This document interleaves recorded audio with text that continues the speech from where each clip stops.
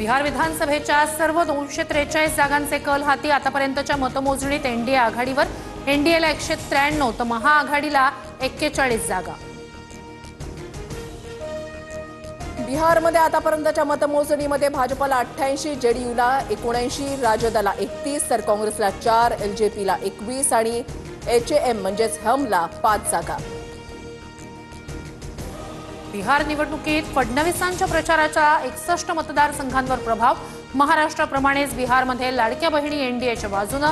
निवडणुकीआधी महिलांच्या बँक खात्यात 10,000 जमा केल्याचा फायदा। बिहारमध्ये एनडीए सरकार येणार हे निश्चित। आता बिहार थांबणार नाही, विकासाकडे जाणार, संजय शिरसाट यांची प्रतिक्रिया।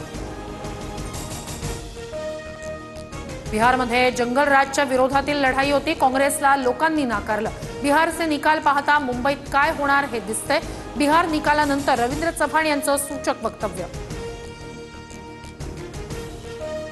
बिहारचं गणित आणि महाराष्ट्राचं गणित वेगळं। अंबादास दानवेंचं रवींद्र चव्हाणांना प्रत्युत्तर, तर पराभव मान्य, मात्र भाजपकडून सत्तेचा गैरवापर, मतदार यादीमध्ये अजून घोळ कायम, दानवेंची टीका।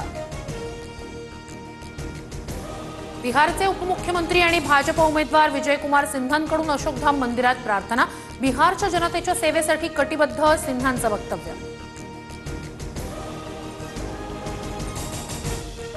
एनडीए विरोधात जनतेच्या मनामध्ये रोष, निष्पक्ष मतमोजणी झाल्यास बिहारमध्ये महागठबंधनचंच सरकार येणार, खासदार पप्पू यादवांसह राजेश राम यांच्याकडून विश्वास व्यक्त।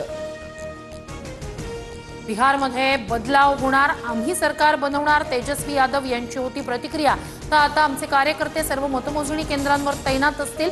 अधिकाऱ्यांचं चुकीचं काम दिसल्यास तिथेच उत्तर देऊ, मतमोजणी आधी तेजस्वी यादवांचा होता इशारा।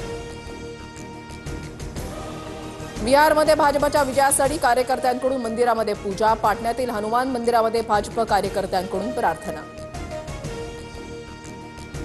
जनतेचा आम्हालाच समर्थन, सर्वाधिक जागा भाजपच जिंकणार, बिहारमधील भाजप उमेदवार आणि मंत्री नितीन नबीन यांचा विश्वास।